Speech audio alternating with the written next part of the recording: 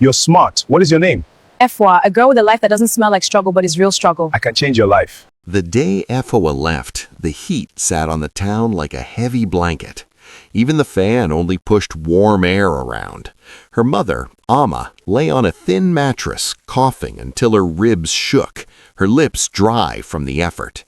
Efua stood at the doorway with a suitcase and a phone that kept buzzing with Kwame's messages. She looked at the cracked wall, the empty shelf, the cup with 2 spoons. She did not look at Amma's face. Outside, at the junction, a black SUV waited, windows tinted, engine purring like it had all the time in the world. Kwame sat inside, clean shirt, calm smile, the kind of man who solved problems with money. Amma whispered, "Afua, water." Efua's hand tightened on the suitcase handle. She stepped out, locked the door, and walked toward the car. The door opened. Cold air touched her skin. Efua chose the car, and the house disappeared behind the dust quietly. "Listen, child, I have seen hunger turn laughter into silence." Efua did not hate Amma. She hated poverty. Some days their cupboard held only salt and a sachet of tea. Amma would boil water and call it supper, pretending it was enough. When rain leaked through the roof, Amma placed bowls on the floor, and Efua stepped around them like landmines.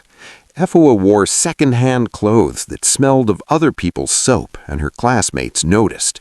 During lunch break, they opened warm rice, meat, and bright juice boxes.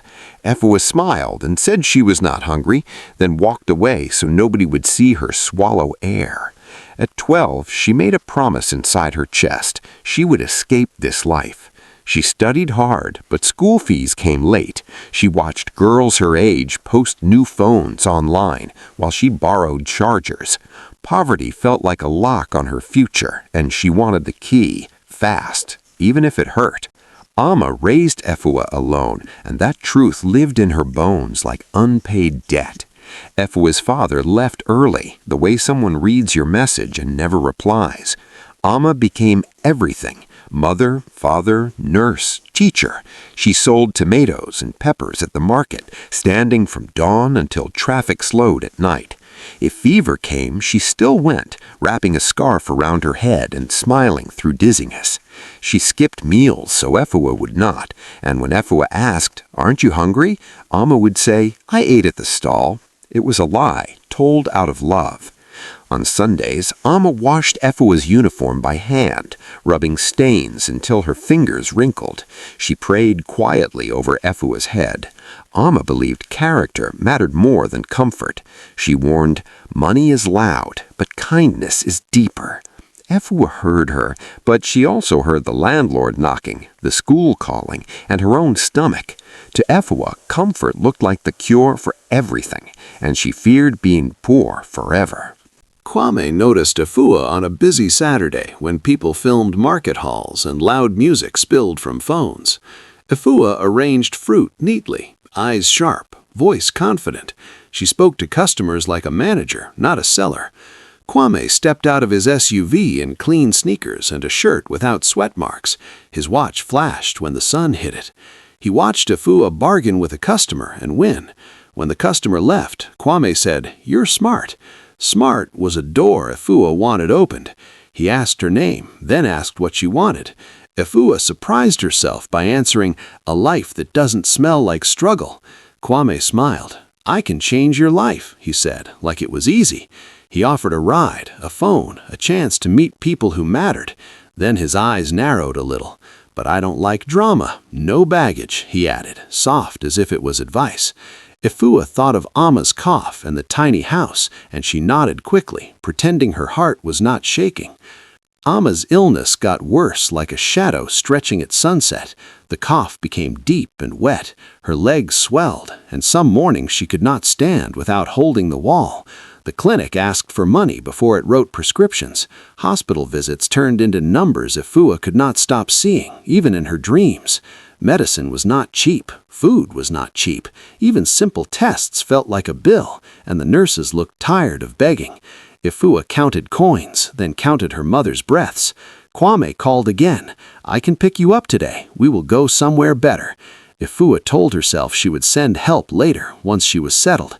She told herself Amma would understand because Amma always understood. She packed fast, like if she moved quickly she would not feel. But when Amma whispered her name, Efua did not answer. She left without a goodbye, and that silence followed her like a shadow for years and nights. When Amma awoke and found the house empty, she did not scream. Some pain is too deep for noise.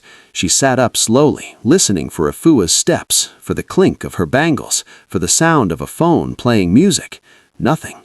The kettle was cold. The room felt larger, as if emptiness had taken up space. Amma called her daughter's name once, then twice, but the words fell flat.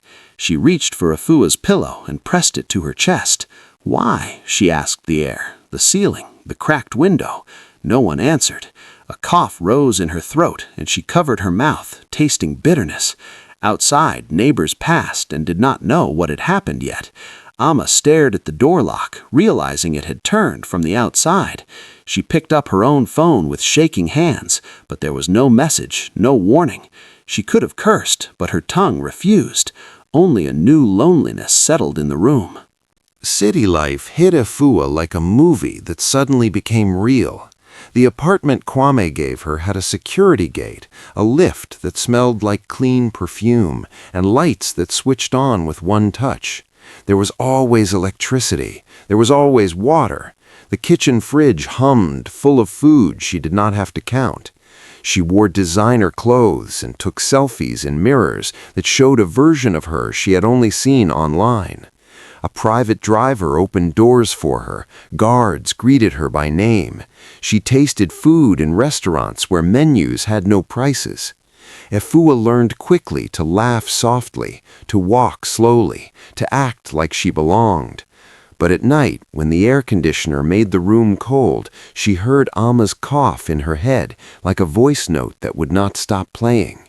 She pushed the thought away and scrolled through luxury posts, telling herself this was the upgrade she deserved, and the past would fade. Reinvention is easy when you have Wi-Fi and a delete button. Efua erased old photos, the rusty pot, the narrow room, Amma smiling with tired eyes. She removed Amma's number from her favorites, then hid it deeper in her contacts, as if distance was safety. She unfollowed village friends and stopped answering unknown numbers. When relatives called, she let the phone ring, then watched the screen go dark and told herself they would understand later. In Kwame's world, people asked polite questions like, "Where is your family based?" Efua learned to keep the answer floating. "My mother?" she would say vaguely. "She's fine." It was easier than explaining medicine bills and shame. She practiced a new accent, watched videos about classy behavior, and corrected how she held a glass. When her old life tried to reach her, she pressed mute. Yet guilt is stubborn. Some nights she woke up sweating, sure she had heard Amma calling her name. She would sit up, stare at the ceiling, and whisper, "Not now, not now." In every big house, there are eyes that see everything. Servants talk, drivers talk, security guards talk. They know who arrives late, who cries in the bathroom, who avoids calls. One afternoon, a driver from Efua's town recognized her face on a post and told another driver, "That girl has a sick mother she left behind." The words traveled fast, hopping from WhatsApp to gossip pages, growing wings with each retell. Someone even mentioned Amma's name, and that made it feel real. In the kitchen, cooks whispered. In the parking lot, guards shook their heads. A cleaner asked, "Is it true she abandoned her mother?" Efua began to feel people watching her, smiling too slowly, greeting her too politely. She tried to be extra nice, to tip more, to act generous, but whispers do not eat tips. Every time her phone rang with an unknown number, her stomach tightened. She started avoiding staff, walking through hallways like a shadow. She knew a story was forming, and stories, once born, do not stay small. The exposure came like a slap in public, the kind you feel even after the sound is gone. At a charity gala, cameras flashed and guests posted videos in real time. Efua wore a glittering dress and stood beside Kwame, smiling for the lights. Then an older woman took the microphone to share a lesson before donations began. Her voice was calm, but her words were sharp. "Imagine," she said, "leaving your dying mother for money. Imagine choosing luxury over loyalty." The room quieted. People turned their heads as if pulled by the same string. Their eyes landed on Efua.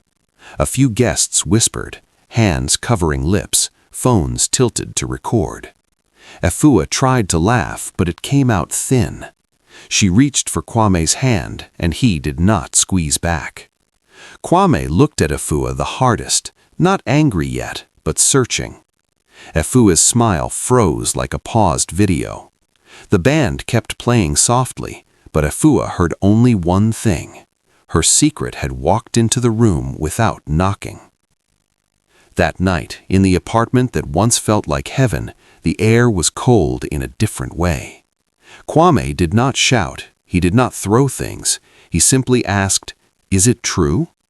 His voice was steady, and that steadiness scared Efua more than anger. Efua tried to explain poverty, shame, survival. She spoke fast, like someone racing a timer. "I was going to send help," she said. "I just needed to settle." Kwame listened, face unreadable, eyes fixed on her. When she mentioned hunger, he nodded once. When she mentioned embarrassment, he stayed silent. After she finished, he said, "Struggle doesn't excuse cruelty." Efua opened her mouth, but no new words came. Kwame stood up slowly and added, "If you can abandon your own mother, what will you do to me when things get hard?" Then he turned away, picked up his phone, and walked toward the guest room without saying goodnight. His question stayed behind like smoke, and Efua realized she had no answer. Reputation in elite circles is like currency. Once it drops, you cannot spend it. After the gala, invites slowed, then stopped. Group chats went quiet when Efua typed. Friends stopped tagging her in photos.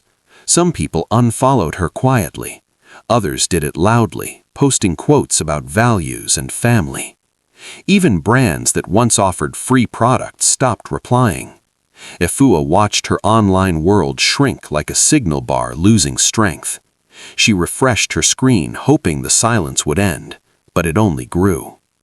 Kwame's business friends stopped inviting them to dinners, and a partner joked, "Better lock your mom away too," then laughed alone. At salons and brunch spots, women smiled with their mouths, not their eyes. Men who once praised her hustle now acted like she was invisible. In that world, image is the rent you pay to stay inside the gate. Efua felt her balance drop to zero, and when your social money finishes, even your real money starts to feel unsafe. Distance entered the apartment the way smoke enters a room, quiet at first, then everywhere. Kwame moved into a separate room and even changed the lock code, saying he needed space. In public, they still appeared together sometimes, smiling for cameras, holding hands just enough to look normal. But privately, they were strangers sharing a home. At dinner, Kwame's phone was always more interesting than Efua's face. Efua tried to talk about trips, business ideas, future plans, anything that sounded hopeful. He answered with short words, like a door closing softly. Sometimes he left for meetings and returned late without explanation. Efua began to sleep with the TV on just to fill the silence. She told herself it would pass, but trust is like glass. Once it cracks, you can still use it, yet you will always watch your fingers. Efua started to understand that love without trust is just a picture frame with no photo inside. Today, there is a moment when a mirror stops being friendly. One evening, Efua sat alone in the living room, surrounded by furniture that cost more than Ama's entire house. The TV played softly, but she was not watching. She stared at her reflection in the dark window. Her hair was perfect, her nails were fresh, her skin glowed under expensive lights. Yet her eyes looked like they were asking for something. The luxury did not comfort her anymore, it accused her. The marble floor felt cold, like it did not belong to humans. She walked to the kitchen and opened the fridge, then closed it again, not hungry. She opened a drawer full of fancy cutlery and felt nothing. Then her phone buzzed with a missed call from an unknown number. Her heart jumped. She did not call back. She just sat down and whispered, "Amma, are you still breathing?" The room gave her no answer, only quiet tonight. Meanwhile, back home, Amma was still alive. Do not think the sick always die quickly. Sometimes they live long enough to feel every part of pain. Neighbors brought water, cooked rice, and gave small money for clinic visits. A teenage boy fetched medicine when Amma could not walk. Women from the market sat with her at night, fanning her when fever rose. People asked Amma, "How can you be so calm after what your daughter did?" Amma never spoke badly of Efua. She did not curse her. She did not post online. She only said softly, "Children make mistakes." And that dignity made the story worse, because when a mother refuses to fight back, the town starts fighting for her. People began telling Efua's story like a warning to their own children, adding details, stretching the truth, yet keeping the main wound. Some nights, Amma stared at the door and still hoped. Hope is stubborn, even when it hurts. Karma does not always arrive with thunder. Sometimes it arrives with rules. Kwame restricted Efua's access to money, not out of revenge, he said, but out of disappointment. He changed passwords. He told the driver not to take her shopping without approval. Efua discovered that the cards in her wallet were only plastic, without Kwame's permission behind them. Even the staff began to ask Kwame, not her, when something was needed. That small shift embarrassed her.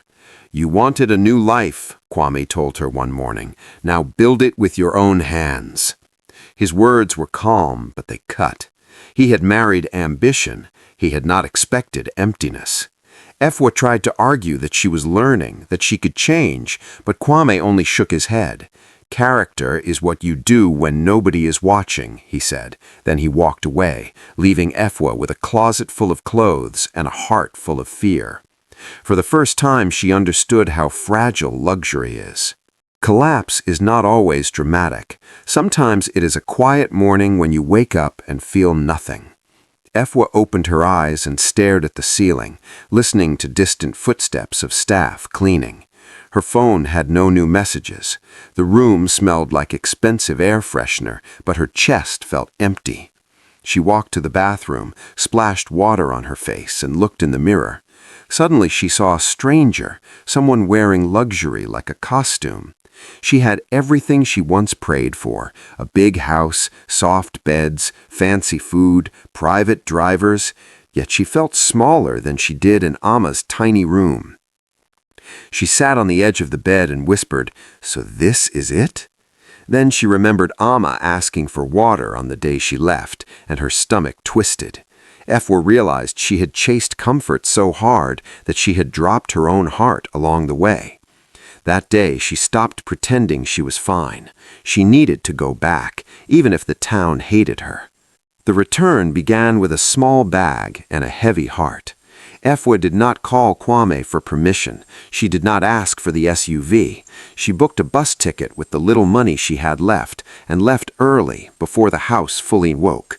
The station was noisy, full of vendors selling water, snacks, and phone chargers, full of tired faces and loud engines.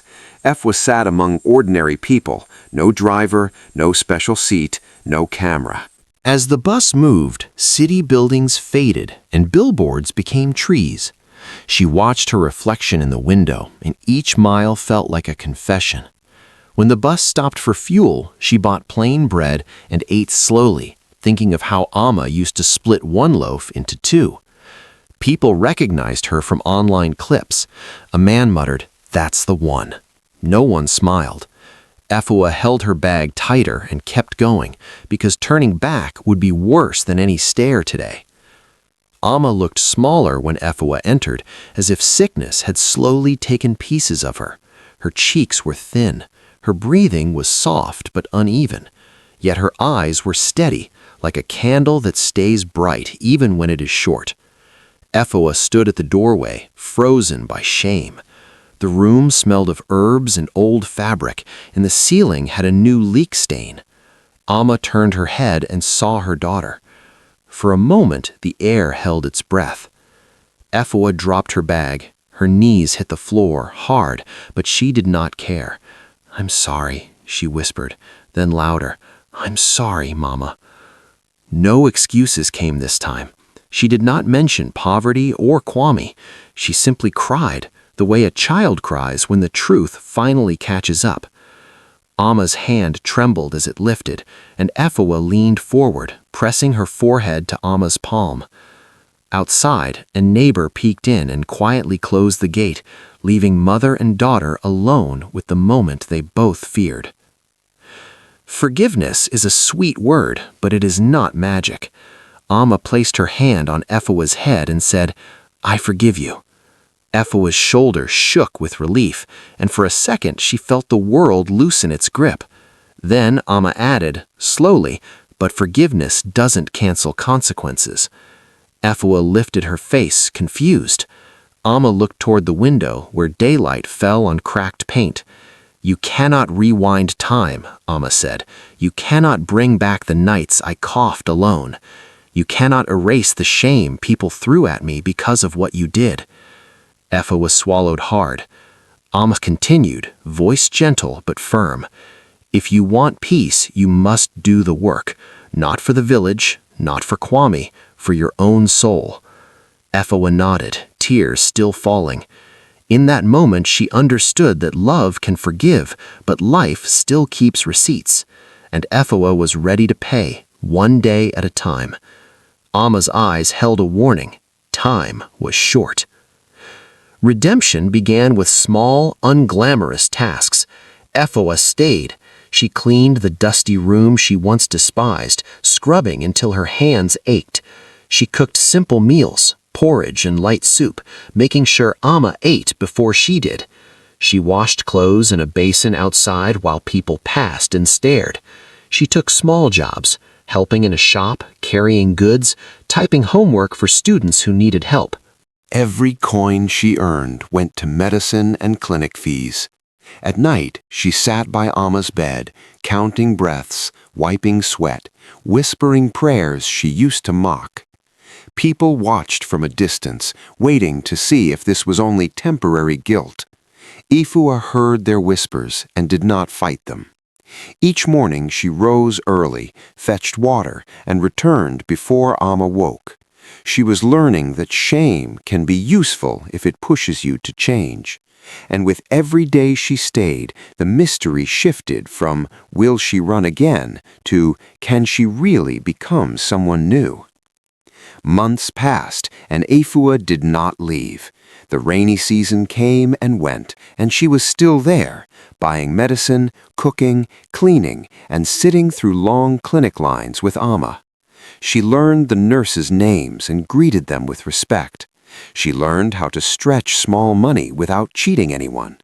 She apologized to neighbors she had ignored before, looking them in the eye and saying, "I was wrong." At first, people answered with silence. Then slowly, like sunrise, some hearts softened. A woman who once mocked her offered onions for soup. A man who once muttered, "That's the one," carried Amma's water bucket. Still, not everyone trusted Efua. One elder said, "A snake can shed skin, but is it still a snake?" Efua did not argue. She kept working. Because trust is not begged for, it is earned in boring days, not dramatic speeches. And Efua was finally willing to live through the boring days, again and again. Letting go of ego felt like taking off tight shoes after a long walk. Ifua stopped chasing status because she saw how fast status turns to shame. She stopped checking who liked her posts because real life needed more attention than any screen. She started choosing service on purpose, helping sick elders fetch water, teaching young girls how to write job applications, sharing food with neighbors when she had extra. She listened more than she spoke. She learned to say thank you without feeling smaller. One afternoon, a schoolgirl asked, "Auntie Ifua, do you miss the city?" Ifua paused and surprised herself. "Sometimes," she admitted, "but I don't miss who I was there." Pride is loud. Growth is quiet. Ifua's growth showed in the way she carried Amma carefully, in the way she greeted people she once avoided. Her heart felt lighter, not because life was easy, but because it was honest. And honesty, my child, is a kind of freedom money cannot buy. A peaceful goodbye is not the same as an easy one.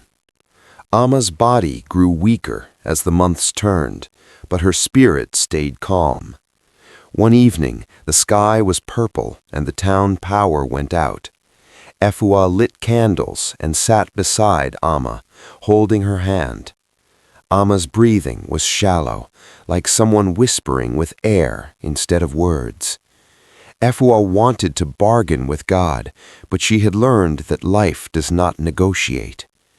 Amma looked at Efua and smiled faintly. "You stayed," she whispered. Efua nodded, tears sliding down her face. "I'm here," she said, "and I'm not leaving." Amma squeezed her fingers, a squeeze that felt like speech. In the quiet, Amma's breath slowed, then paused, then did not return. Efua did not run outside. She did not call for help. She simply held her mother's hand and stayed until the candles burned low, because this time she would not abandon the ending. By morning, the whole town knew Amma was gone, but they also knew Efua had stayed to the last second. After Amma's burial, Efua did not return to the city lifestyle. She did not chase Kwame's shadow or beg for old privileges. She lived simply in the town, working honestly and helping others who struggled the way her mother once did. Some people forgave her quickly, others took years. Efua did not demand applause. She accepted that consequences are part of truth. With time, her name stopped being only a warning and became also a lesson. Young girls would hear the story and ask, "Is it real?" And elders would answer, "Yes, because it happens in many forms." Efua learned that success without loyalty is empty, and comfort without character collapses. She kept Amma's worn scarf in a drawer, not as a trophy, but as a reminder. When temptation whispered, she touched that scarf and remembered the candles and the final breath. Efua found a different kind of wealth, a conscience, a home, and a heart that finally knew where it belonged. That is the ending, child. May you choose better before life forces you to learn.